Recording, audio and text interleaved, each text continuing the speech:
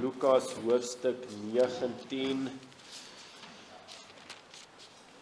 En ons gaan maar, soos ons gewoonte is, vers vir vers deur hierdie gedeelte. En ons is eintlik nou daar by vers 28.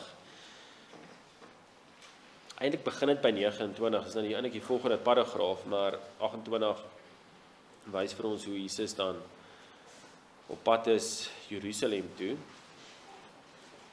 En dan lees ons tot by vers 40 van Lukas 19. En ek hou vir ons die woord van die Here voor. En toe hy dit gesê het, gaan hy vooruit op weg na Jerusalem. En toe hy naby Betfage en Betanië kom, by die berg wat die Olyfberg genoem word, het hy 2 van sy disippels uitgestuur en gesê: gaan in die dorp reg voor julle, en as julle daar inkom, sal julle 'n eselsvul vind, wat vasgemaak is, waar geen mens ooit op gesit het nie. Maak hom los en bring hom. En as iemand julle vra, waarom maak julle hom los, moet julle so vir hom sê, die Here het hom nodig. En die wat gestuur was, gaan toe en vind dit soos hy aan hulle gesê het. En terwyl hulle die vul losmaak, sê die eienaars aan hulle: waarom maak julle die vul los? En hulle antwoord: die Here het hom nodig. Toe bring hulle hom na Jesus toe en hulle lê hulle klere op die vul en laat Jesus daarop sit.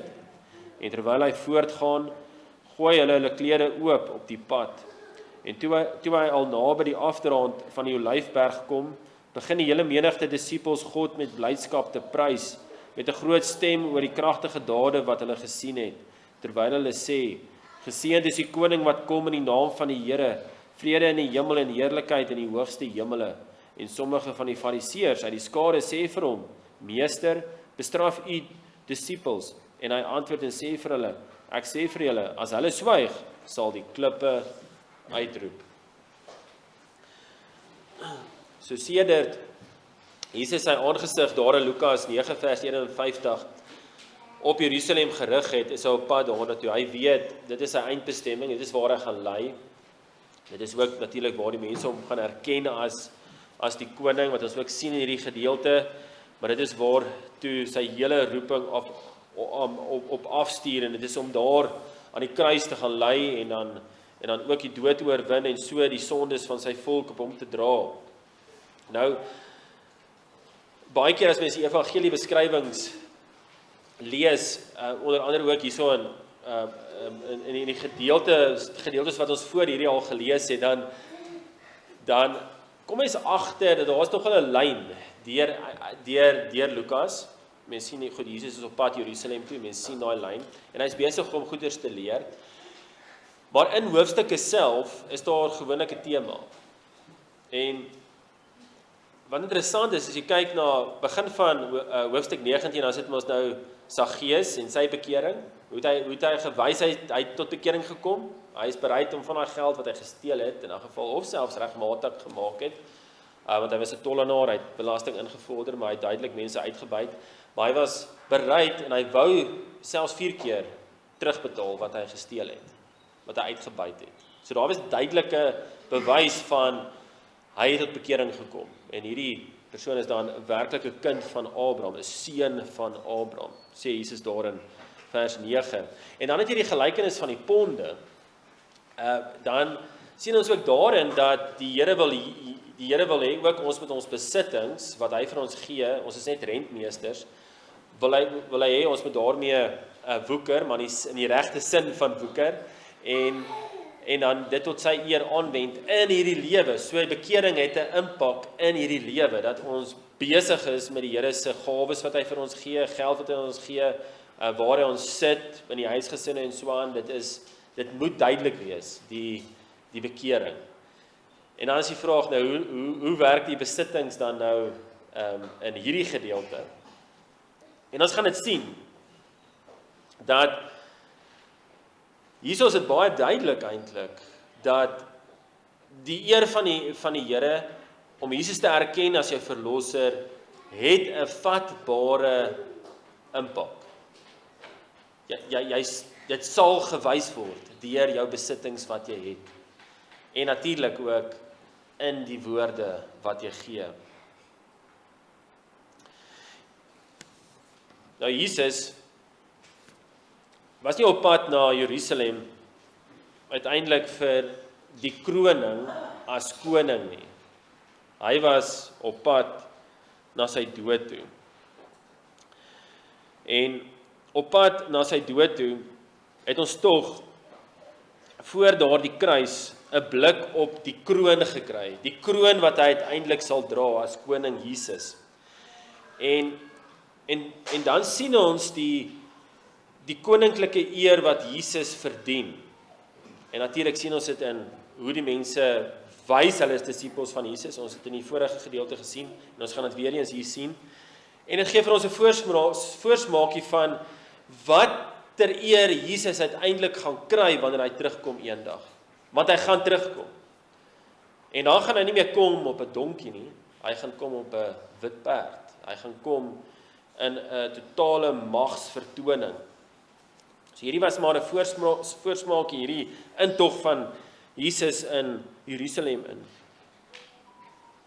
Hierdie prentjie van Jesus wat in 'n triomferende koninklike wyse in Jerusalem ingaan en daardeur wys dat hy alles en almal besit, moet ons elkeen net weer eens laat stil staan vir 'n oomblik en ons moet onsself afvra.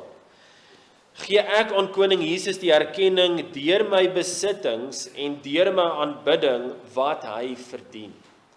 Daar is 'n baie belangrike vraag. So ons wil hierdie nie vanoggend mis nie, hierdie reaksie van die mense daarom, want dit het werklik gebeur, nê? Dit staan so in die skrif en ons sien watter impak Jesus se bediening gehad het op mense se besittings en op hulle woorde. Nou Jesus, Lukas begin die verhaal van Jesus se triomferende intog deur van 'n insident te vertel wat uitdraai om 'n uiters belangrike punt in die ontvouing van die drama te wees, hierdie drama van Jesus wat op pad is na die kruis. Dit begin daar vers 29.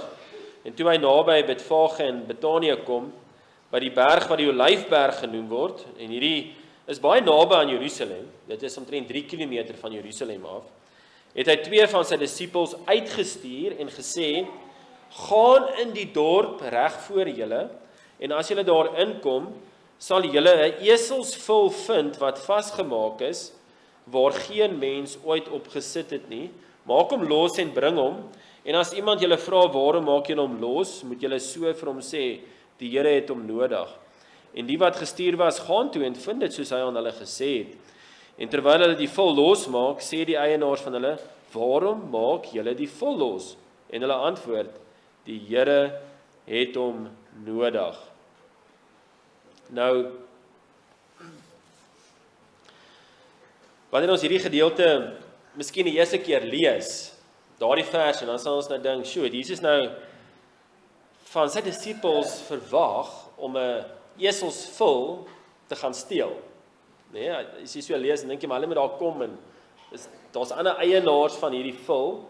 Net terloops, daai eselsvul, julle sal sien is in skuins gedruk die esel, want in die Grieks hierso staan daar nie eselsvul nie, maar uit die ander evangelie beskrywings dan in Matteus 21 en so aan, dan sien ons dit is 'n eselsvul. Dis hoekom hulle daar in skuinsdruk gesit het. Dit is 'n donkievul. Maar so as ons nou hierdie gedeelte lees, dan dink ons, sjoe, maar wat so opdrag gee Jesus vir hulle om 'n vul te gaan afvat, sodat hy dit kan gebruik. En dit moet ons tog tref ook dat Jesus hierdie voorkennis gehad het van hierdie reaksie van hierdie eienaars van die eselsvul. Dit moet ons tref. Dit moet tog vir ons laat vra. Wat van die afvat?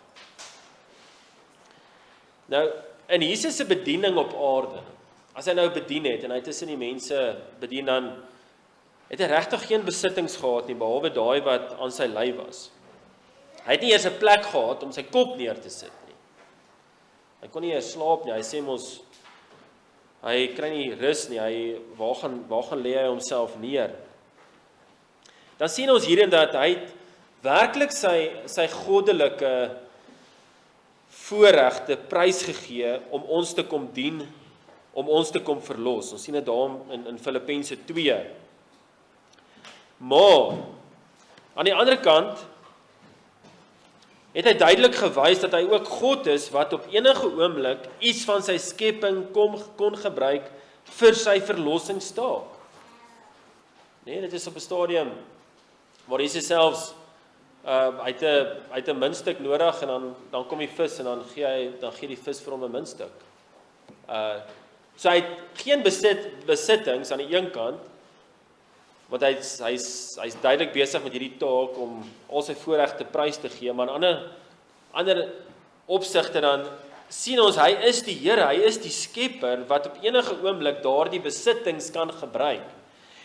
Soos wat hy nou hierdie donkie vul gaan gebruik. Dis nie steel nie. Hy sê basies maar net vir sy disippels, gaan haal my besitting. Dis wat hy vir hulle sê. Kolossense 1:16 is duidelik. Alle dinge is deur hom en tot hom geskape. Dit is Jesus se besittings. Alles is sy besittings. So wanneer die disippels die donkie gaan losmaak het hulle 'n skepping gebring wat deur Jesus geskep is en vir Jesus geskep is. En wanneer ons dan hierdie verhaal lees, dan moet ons sien hoe ons moet reageer op Jesus se eis, sy eienaarskap oor alles. Toe die eienaars van die donkie hoor dat Jesus dit nodig gehad het hulle die vul dadelik laat gaan. Hulle het besef, hierdie is die Here Jesus sinne. So ek gee dit vir die disippels, dat hulle dit kan gebruik, want die koning moet dit gebruik. Hulle het geweet, hierdie eienaars van die eselsvul het geweet, hulle koning het sy besitting nodig. Hierdie moet ook ons gesindheid wees. Van alles wat ons eie noem. Dit moet ons gesindheid wees oor ons geld, ons tyd, enige ding wat ons besit. As die Here dit nodig het, dan is dit syne om te gebruik soos wat hy wil hê dit gebruik moet word. En weer eens is daardie hartsgesindheid oor 'n 10de vir die kerk is 'n baie vatbare manier hoe ons eie harte toets. Wanneer ons dink aan die offergawe aan die gemeente of vir die bediening, en ons dink aan ek het nou my offergawe gegee, nou kan ek presies doen met daai 90% of wat ook al wat oorbly, om dit te gebruik soos wat ek wil. As ons in daai rigting dink, dan besef ons en ons bely nie eintlik dat die Here Jesus ook daai 90% besit nie.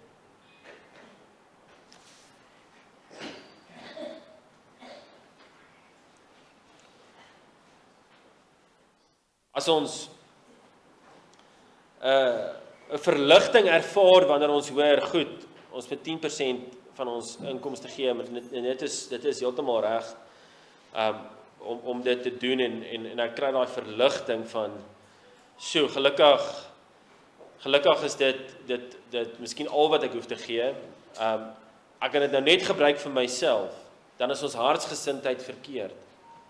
Ons vraag moet wees, hoe wil die Here hê, moet ek al my besittings gebruik? Dit is heeltyd die vraag, want niks behoort aan ons nie. So moet ek dit gebruik om my gesin te versorg? Moet ek dit gebruik om te spaar? Moet ek dit gebruik om nog meer offergawes vir die Here te gee, op verskillende plekke vir die gemeente, of vir versendingwerk? Moet ek dit gebruik om vir armes te gee? Hoe moet ek hierdie geld gebruik, dat dit die Here Jesus sal vereer? Want al die goeders wat ek genoem het, is nie in op sigself verkeerd nie, is alles bevele van die Here. As jy dink aan daai gelykenis van die 10 ponde, die 10 diensknegte wat elkeen 'n pond gekry het, en dan werk hulle met daai ponde en hulle maak baie geld, dan vertel Jesus die gelykenis ook, ons kan nou ook daaruit aflei, dat dit nie verkeerd is. Dis eintlik goed om wins te maak. Jesus gaan nooit 'n sondige gelykenis vertel nie. Hy gaan nooit 'n gelykenis vertel en sonde gebruik om ietsie goeds te wys nie. Dis nie wat Jesus sal doen nie. So dit is goed om wins te maak. So moet ek die geld gebruik om te spaar of te belê, Maar dis heeltyd die vraag is heeltyd, hoe wend ek hierdie aan tot eer van die Here? En hierdie tydstip het Jesus daardie donkie nodig gehad. En daardie eienaars van die donkie het geweet, hulle moet hier besitting van hulle, want hulle is net rentmeesters, moet hulle vir die Here Jesus afstaan. So hoekom het Jesus hierdie donkie nodig gehad? Een van die redes was natuurlik om sy nederigheid te wys. En dit is 'n vervulling van een van die ou profesieë oor sy koningskap. En ons kyk na die geskiedenis en ons weet, dit is hoe ons na konings kyk. As jy hoor, daar kom 'n koning 'n stad besoek, wat jy verwag is, jy verwag hierdie pragt en prul, dis wat jy verwag. Jy verwag 'n magsvertoning, miskien vliegtye wat hier oorvlieg, jets wat hier oorvlieg, en pragtige perde bekleed met purper, of selfs met goue harnasse, dis wat jy verwag. Maar dit is nie hoe koning Jesus kom nie. Hy het met sagmoedigheid gekom, met nederigheid, op 'n donkie. En dis die woorde van daardie ou profesie in Sagaria 9 vers 9. Verheug jou grootliks o dogter van Sion, juig o dogter van Jerusalem. Kyk, jou koning kom na jou, regverdig en 'n oorwinnaar is hy, nederig en hy ry op 'n esel, op 'n jong esel, die vul van 'n eselin. Hoor jy daai kontras in daai sin? Hy is 'n oorwinnaar, dan dink jy in die volgende sin van daai profesie, hy kom met hierdie weermag agter hom en hy kom in die plek in, maar dit is nie wat jy hoor jy, in die profesie, in Sagaria sê, nederig en hy ry op 'n esel. So hy het oorwinning en hy ry op 'n esel. En dit moes so presies gebeur het, want dit is die aard van Jesus se bediening. Hy moes kom met nederigheid en hy moes kom met sagmoedigheid, want dit is hoe hy vir sondaars sou kom sterf het in die tyd van sy bediening. Dit was sy roeping. En hy het oorwin in die sin op daai tydstip deur die dood te oorwin. Hy het daai sonde gevat, hy het daai straf gevat op hom, hy's gestraf, maar hy het opgestaan op die derde dag, hy het die dood oorwin. Hy is die oorwinnaar, maar hoe het hy dit gedoen? Deur homself te ontledig, vleis, liggaam aan te neem en dan vir mense te kom sterf. Filippense 2.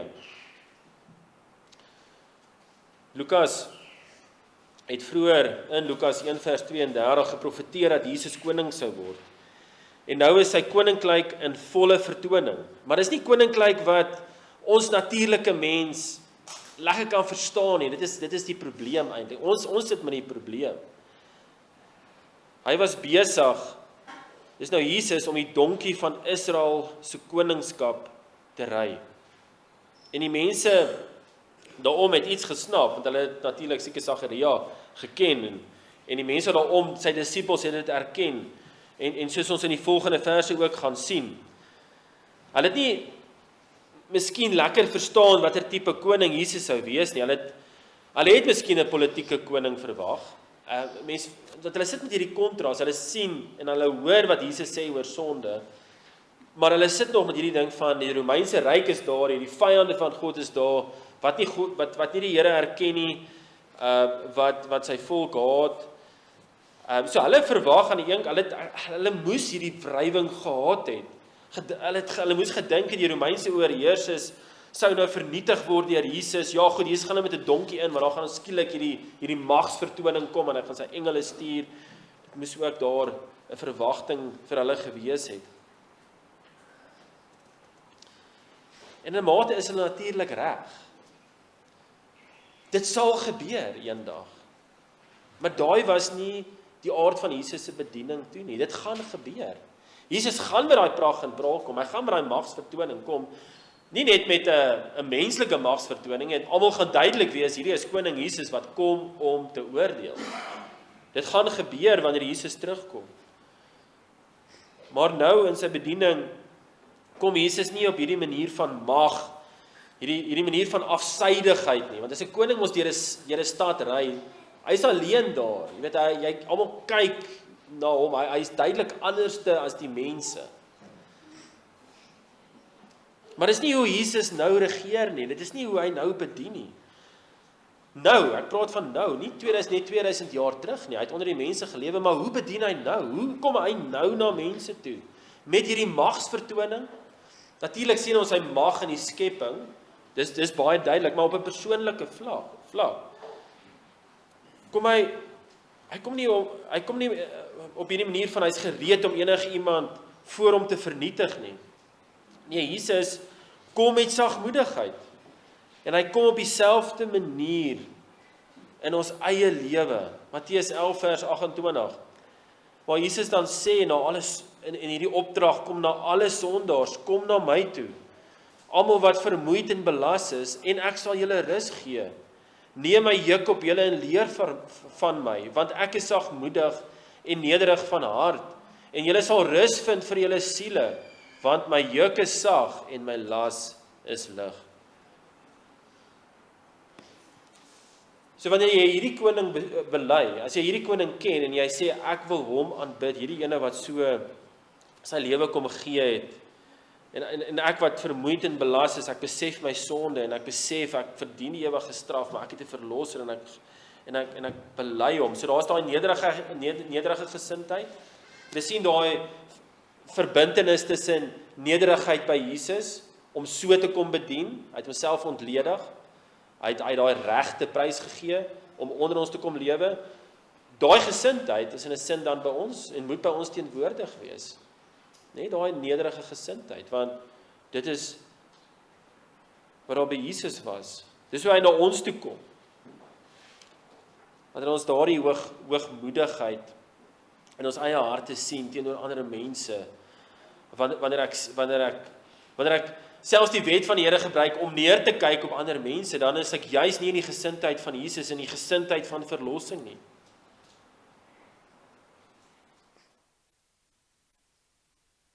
Nee, Jesus kom in nederigheid. En nou nadat Jesus daardie eiendom ontvang het, daardie esel, en hy esels vul, en hy ry in nederigheid, wys hierdie verhaal ook, hy ontvang eer, en hy ontvang dit, hy vat dit, want hy het eer verdien, hy moet die eer kry. En die eerste mense wat hom dan erkenning gegee het, was sy intieme disippels. Vers 35, toe bring hulle hom na Jesus toe, dis nou daai esels vul, en hulle lê hulle klere op die vul, en laat Jesus daarop sit. Ons moet nie daai miskyk nie. So hier is ons nou hierdie esels vul, waarop nog niemand gery het nie, en bestem vir die groot koning. En hierso moet Jesus nou gaan opsit, en die kenmerk van die disippels daar is so mooi. Dit wys daar is bekering. Wat doen hulle? Hulle trek hulle klere uit. En hulle sit hulle klere op die esels vul, sodat daar 'n saal kan wees waarop Jesus sal sit. Dit is vir ons 'n duidelike bewys van mense wat ook hulle besittings prys gee om Jesus te dien. Die koning moet tog op 'n saal sit. En die naaste beste was hulle klere. En wanneer hulle dit gedoen het, dan is daar 'n gevolg ook op die ander mense. En ons moet ook nie daai miskyk nie. Wanneer hierdie disippels hulle klere uittrek en hulle sit daar op die esels vul, ander mense sien wat hulle besig is om te doen en daar's 'n reaksie. Ons werke van erkenning van koning Jesus, dat my besittings aan koning Jesus behoort, het ook 'n effek op ander gelowiges en ander disippels wat daardie effek sien en hulle besef, is asof hulle besef geruk word en gesê word, ja nee, ons moet ook erkenning aan koning Jesus gee deur ons besittings. Vers 36, en terwyl hy voortgaan, gooi hulle klere oop op die pad. So Jesus is besig om te ry En dan gooi die mense hulle klere op die pad. Jou klere gaan vuil word, moontlik stikkend. Die ander evangeliebeskrywings noem ook die takke van die bome wat op die pad gegooi word. Deurdat die mense dit gedoen het, was hulle besig om te sê dat Jesus meer waardig was as om op 'n gewone pad te ry. Jesus is besig met 'n koninklike prosesie en hy kry erkenning as koning, al is dit op die mees ongewone en nederige wyse. Hierdie was sekerlik die hoogtepunt vir baie disippels gewees. Jesus gaan nou in Jerusalem in. En vir hulle is dit 'n bewys dat Jesus die Messias koning is. Hulle het gesien dat hy siekes gesond maak. Hulle het gesien hoe hy blindes laat sien, verlamdes laat loop, hoe hy dooies opwek. Die disippels het hom geleer ken as die een met goddelike gesag en mag. Vers 37, en toe hy al naby die afdraand van die Olyfberg kom, begin die hele menigte disippels God met blydskap te prys, met 'n groot stem oor al die kragtige dade wat hulle gesien het. Want dit is wat hulle gesien het. Hulle in 'n oomblik het hulle gesien al hierdie werke wat hulle aanskou het, al hierdie wonderwerke wat Jesus gedoen het. En hierso is dit die hoogtepunt. Jesus gaan nou in Jerusalem in en hy miskien het hulle verkeerdelik gedink aan 'n politieke mag wat ingelei gaan word, maar hoe het ook al sê, hulle het erken hy is die Messias koning. En hulle het verder Jesus toegeroep met woorde wat soos die profetiese woorde van Psalm 118 vers 26 klink en daar sê dit in vers 38 en hulle sê terwyl hulle sê geseënd is die koning wat kom in die naam van die Here. Geseënd is die koning wat kom in die naam van die Here. In Psalm 118 vers 26 gaan sê dit geseënd is hy wat kom in die naam van die Here. Maar hoor gou die woorde van vers 38, het sê geseënd is die koning wat kom in die naam van die Here. Hulle het geweet, die mense daarom het geweet, hierdie Psalm roep uit en praat van die belofte van die Messias en dat hierdie Messias koninklik is. En daarom dat hulle in daai hy, geseënd is hy, inlees en hulle sê, geseënd is die koning wat kom in die naam van die Here. Hulle erken Jesus as die Messias koning, as Jahwe. En hulle gaan verder om hulle erkenning van Jesus tot in die hemelpaleis te laat hoor.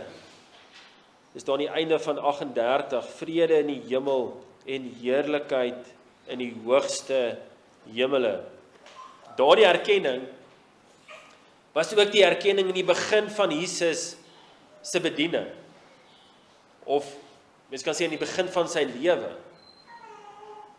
Lukas 2 vers 14 is dit waar die engele gesing het met Jesus se geboorte, eer aan God in die hoogste hemele en vrede op aarde in die mense welbehae.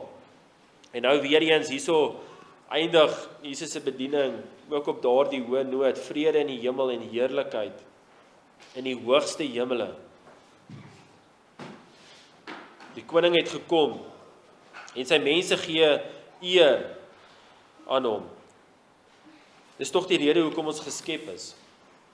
Dis waartoe die Here Jesus se bediening die mense uitgebring het, as hulle al hierdie goeders gesien het, uiteindelik, dan gee hulle die Here eer. Dis hoekom ons geskep is, om God te eer en hom vir ewig te geniet. Dit is ons doel. Dis die doel van Jesus se bediening, is om uiteindelik die Here te erken, wie hy is, sy eienskappe, sy regverdigheid, sy barmhartigheid. Maar, en hier is 'n laagtepunt ook in hierdie verhaal, dis maar 'n laagtepunt as gevolg van die sonde en die hardheid van ons harte. wat ons van nature het. Daar was mense wat, alhoewel hulle al hierdie goeders gesien het, hierdie tekens, hierdie wonders, Jesus se bediening, hulle nie bekeer nie, hulle het nie Jesus herken nie. Hulle staan amper verstom. Maar dit wys jou maar net die boosheid van die sonde, die hardheid van hart wat ons van nature het, dat as die Here nie kom en daardie hart sag maak nie, dan bly dit kliphard. Dan kry jy nou die fariseërs wat dan in vers 39 reageer op hierdie verskriklike manier en sê, Meester, bestraf u disippels. Hulle wou die volume afdraai. Hulle wou hierdie mense stil maak om nie Jesus te prys nie.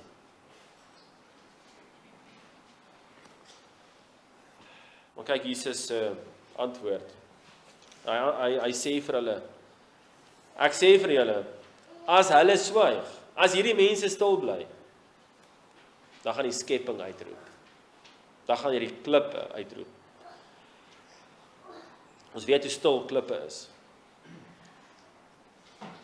Maar die skepping kan nie anderste nie, as om Jesus te herken, as die koning. En ons is dankbaar dat die Here mense gebruik, mense wat harte van klip het, en daai harte van klip uitdruk, met 'n geestelike operasie, en daardie harte van vlees inplant, sodat ons nou die Here kan aanbid en prys, en dit is wat daar gebeur het. En ons sien dit ook deur die geskiedenis, maak nie saak wat die vervolging is, en niemand kan daardie lofprysing van Jesus se disippels stilmaak nie.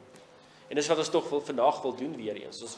Ons kan nie stil bly nie, ons moet sing, en ons moet erken in ons harte wie koning Jesus is, en dit is hy wat daar in nederigheid ingegaan het in Jerusalem, om dan die oorwinning te behaal oor sonde en die Satan en die wêreld. So Jesus wys duidelik dat hy ons koning en ons God is. En eendag sal Jesus weer triomfantelik reis. En hy sal ry met 'n perd en ja, Jesus het eer gehad met sy bediening op aarde, maar hy het nou nog meer eer. Hy het opgestaan en sit aan die regterhand van die Vader, van waar hy sal kom om die lewendes en die dooies te oordeel. Ja, dit moes wonderlik gewees het om Jesus met daardie intog te gesien het en om lof te gegee het. Maar dink daaraan hoe oneindig meer heerlik dit gaan wees om te sien hoe hy opgaan om sy ewige troon in die nuwe Jerusalem te bestyg. Dis waarna ons uitsien. En elke persoon wat in Jesus glo vir die vergifnis van hulle sondes, sal deel wees van daardie skare op daardie dag om in vreugde Jesus te erken as die koning van die konings. Glo in Jesus en kry deel aan daardie wonderlike vooruitsig.